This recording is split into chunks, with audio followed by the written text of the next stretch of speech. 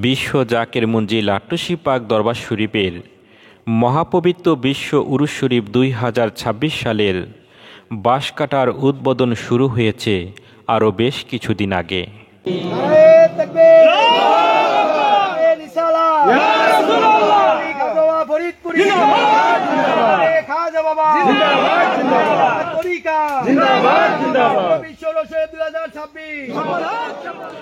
অনেকে আবার ভাবতে পারেন বাঁশ কাটার আবার উদ্বোধন কি, বাঁশ তো কাটলেই হয়ে গেল।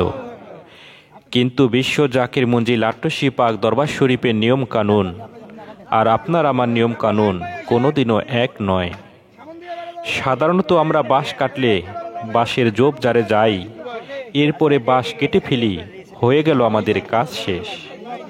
কিন্তু বিশ্ব জাকের মঞ্জিল আট্টশী পাক দরবার শরীফ কেন্দ্রিক যতগুলো কার্যক্রম হয় সবই তরিকতের নিয়মকানুন অনুযায়ী পালন করা হয়। মহাপবিত্র বিশ্ব উরুস শরীফ 2026 সাল উপলক্ষে যেই নজরানার বাঁশ নেওয়া হবে, এই বাঁশ কাটার উদ্বোধন শুরু হয় সর্বপ্রথম একহত মিলাদ মাহফিল বা পবিত্র জলসার মাধ্যমে। সেই জলসায় তরিকতের নিয়মকানুন অনুযায়ী সমাপ্ত শেষে বাঁশ কাটার জন্য বাঁশ ধারে সবাই জড়ো হয়। এরপর তরিকতের বিশেষ ওজিফা পাক কালাম ফাতিহা শরীফ পাঠ করে মোনাজাত করা হয়। সমস্ত মুমিন মুসলমান ও সমস্ত আউলিয়া কেরামের পবিত্র রুহ পাকে সোয়াব রেসানি করা হয়। এরপর তরিকতের ইমাম হজরত মুজাদ্দেদ আল ফেসানি রাদিয়াল্লাহু তাআলা আনহু সাহেবের পবিত্র শানে একটি গজল পরিবেশন করা হয়।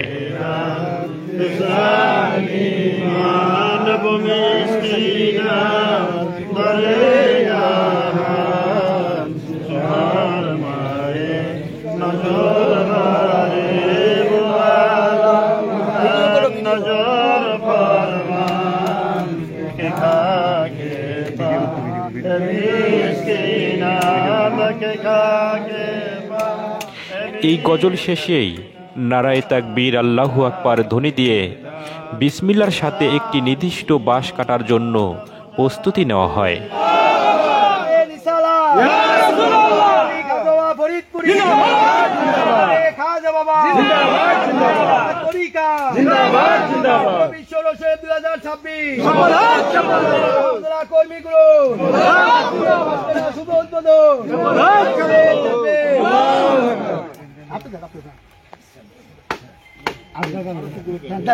বাঁশটা চাইলে কয়েকটা কপি কেটে ফেলতে পারে, কিন্তু তার করা হয় না।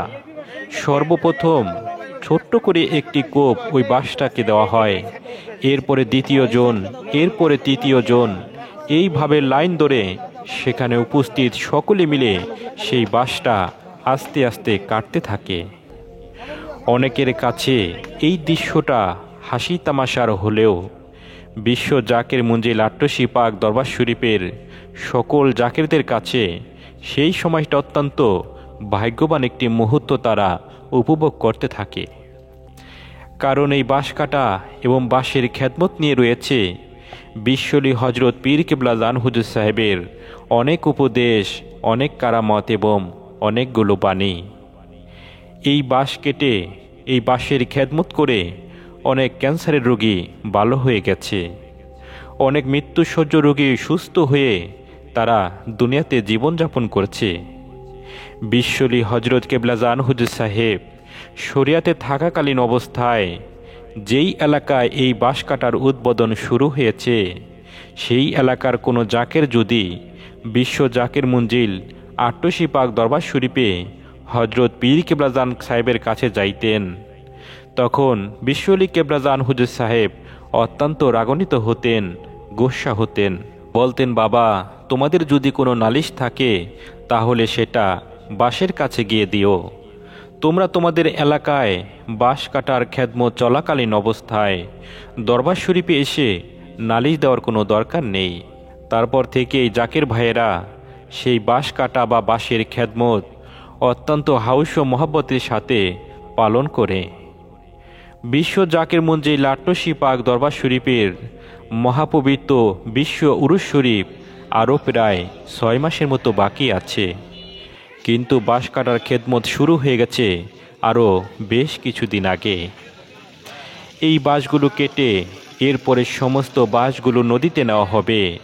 তারপর খুব মজবুত করে বাঁশের ভেলা তৈরি করে সেই ভেলার উপরে প্রয়োজনীয় খাবার জিনিসপত্র নিয়ে তারা উত্তাল পদ্মা মেঘনা যমুনার বুক ছিঁড়ে পাড়ি জমাবে বিশ্ব জাকের মঞ্জিল আট্টসি পাক দরবার শরীফে। বিনা পারিশ্রমিকে এইভাবে রোদে পুড়ে বৃষ্টিতে ভিজে আপন পীরের কদমে গোলামি করতে পেরে তারা সবাই নিজেকে অত্যন্ত ধন্য মনে করে। বাঁশের ভেলার সেই দৃশ্যগুলো ইনশাআল্লাহ পরবর্তী ভিডিওতে আপনাদেরকে দেখানো হবে। তাই সর্বদাই এই আল মুজাদ্দিদ মিডিয়া চ্যানেলের সাথে থাকবেন এবং নতুন হয়ে থাকলে সাবস্ক্রাইব করে আমাদেরকে মিডিয়ার জগতের তরিকত প্রচার প্রসারের জন্য সহযোগিতা করবেন। আর এই ভিডিও সম্পর্কে যদি কোনো মন্তব্য থাকে অবশ্যই কমেন্ট করবেন। আপনাদের সুস্থতা কামনা করে শেষ করলাম। আসসালামু আলাইকুম রহমতুল্লাহি ওয়া বারাকাতুহু।